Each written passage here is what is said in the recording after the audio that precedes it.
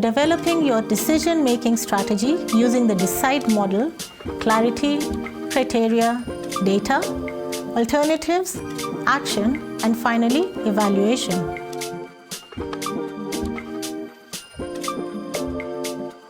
Today, we shall learn about the decision-making strategy, which is a systematic approach to making choices that are not only effective, but also aligned with your goals and values.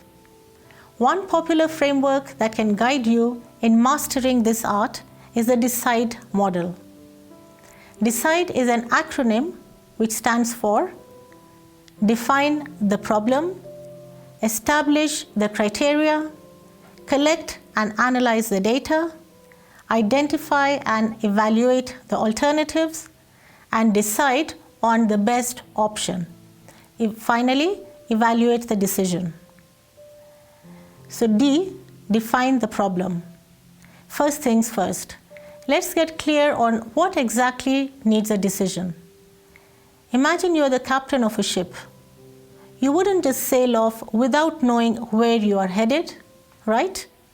Defining the problem means understanding what you are deciding on and why. Why is it important? For instance, if you are trying to boost team productivity, your problem might be something like, how can I improve the team collaboration and efficiency? Let's come to E, establish the criteria. We focus on what's essential for this decision. Is it cost? Is it time, quality, or perhaps team satisfaction? Establishing criteria involves determining what factors will influence your decision. Think of it as setting the rules of the game. For our productivity example, criteria might include improving communication, reducing downtime, and enhancing team morale. We come to C, collect and analyze the data. Now gather all your resources.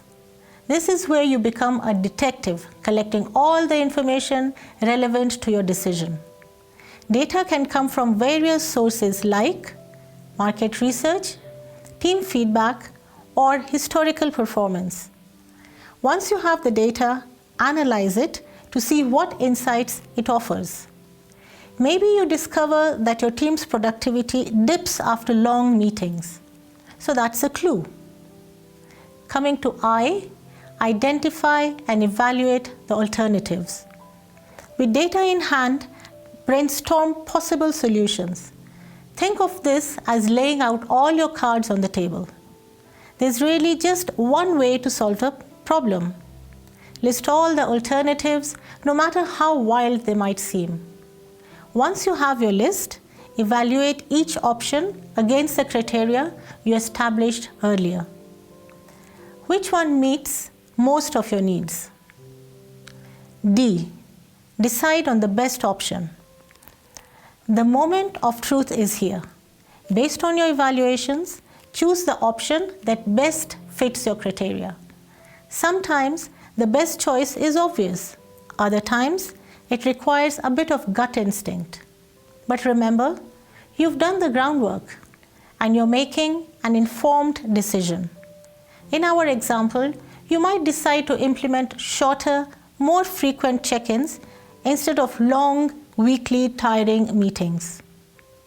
Coming to E, evaluate the decision. After sailing towards your decision, take a step back and review. Did it work? What went well and what didn't? Evaluation is crucial because it is that helps you to learn and improve for future decisions. Maybe those shorter meetings boosted productivity, but also led to too many interruptions. You can then tweak your approach accordingly. So developing your decision-making strategy using the D.E.C.I.D.E model involves clarity, criteria, data, alternatives, action, and finally, evaluation. It's a structured path to navigate the sea of choices and emerge victorious. So that was your leadership tip for today.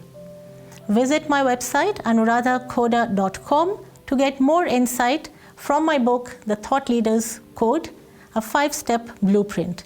It will also tell you all the outlets from where you can purchase it.